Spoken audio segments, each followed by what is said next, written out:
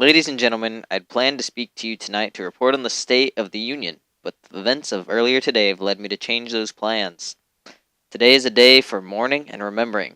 Nancy and I are pained to the core by the tragedy of the Shuttle Challenger.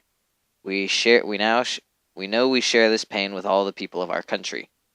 This is truly a national loss. 19 years ago, almost to the day, we lost 3 astronauts in a terrible accident on the ground, but we've never lost an astronaut in flight.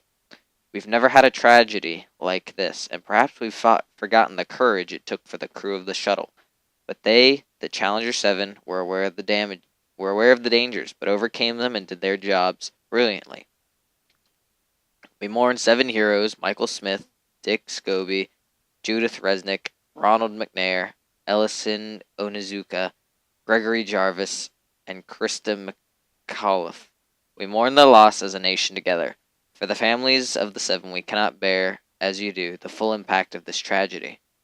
But we feel the loss, and we're thinking about you so very much. Your loved ones were daring and brave, and they had that special grace, that special spirit that says, "Give me a challenge and I'll meet it with joy."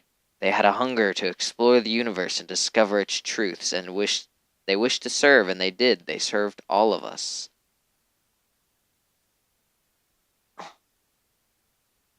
We've grown used to the wonders in this century. It's hard to dazzle us, but for 25 years the United States space program has been doing just that.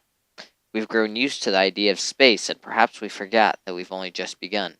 We're still pioneers. They, the members of the Challenger crew, were pioneers.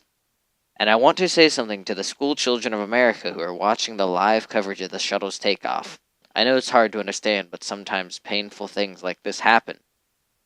It's all a part of the process of exploration and discovery. It's all part of taking a chance on expanding man's horizons. The future doesn't belong to the faint-hearted. It belongs to the brave. The Challenger crew was pulling into the future and will continue to follow them. I've always had great faith and respect for our space program, and what happened today does nothing to diminish it. We don't hide our space program. We don't keep secrets and cover things up.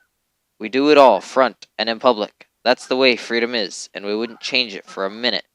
We'll continue our quest in space, and there will be more shuttle flights and more shuttle crews, and yes, more volunteers, more civilians, more teachers in space.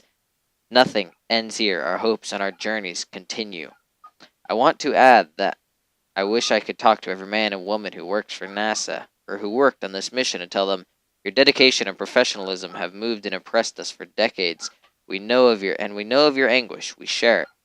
There's a coincidence today. On this day, 390 years ago, the great explorer Sir Francis Drake died aboard ship off the coast of Panama. In his lifetime on the great frontiers were the oceans, and a historian later said he lived by the sea, died on it, and was buried in it. Well, today we can say that the Challenger crew, their dedication was like Drake's, complete.